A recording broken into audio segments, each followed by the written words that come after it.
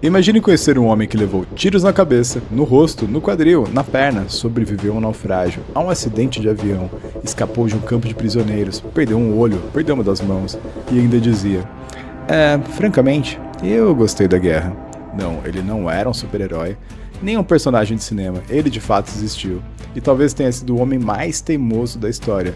Porque toda vez que a vida dizia, agora acabou, ele respondia, acho que ainda não. Bom, existe um detalhe curioso quando conhecemos alguém através dos livros de história. Normalmente a gente imagina uma pessoa séria, disciplinada, quase perfeita. Adrian Carton era exatamente o contrário. Ele era impulsivo, gostava de desafios, tinha um humor completamente fora do normal. E parecia incapaz de escolher o caminho mais fácil. E foi justamente isso que transformou a sua vida em uma sequência de acontecimentos praticamente inacreditáveis.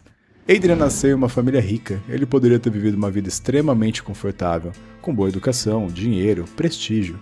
Nada obrigava aquele jovem a entrar em uma guerra. Mas existe um tipo de pessoa que parece sentir atração pelo impossível, e Adrian era assim.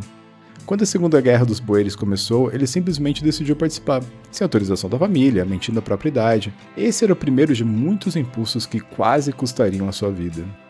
A guerra rapidamente mostrou que não existia romantismo algum. Era lama, fome, doença, tiros, e logo Adrian descobriu isso da pior maneira. Uma bala atravessou seu corpo.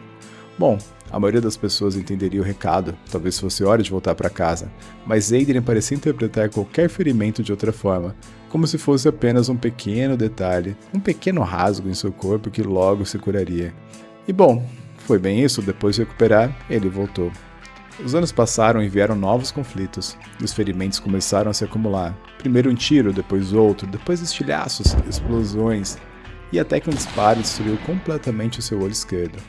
Hoje, perder um olho já seria o suficiente para se aposentar de qualquer atividade militar, mas Adrian tinha uma reação diferente.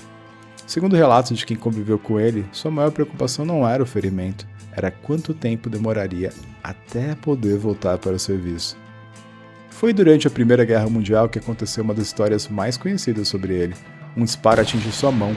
Os médicos tentaram salvá-la, mas não conseguiram. Alguns dedos ficaram destruídos. A cirurgia demorava. Segundo o próprio Adrian, ele perdeu a paciência, pegou os dedos praticamente inutilizados e terminou de arrancá-los. É difícil imaginar exatamente como os detalhes desse episódio ocorreram, porque temos várias versões dele.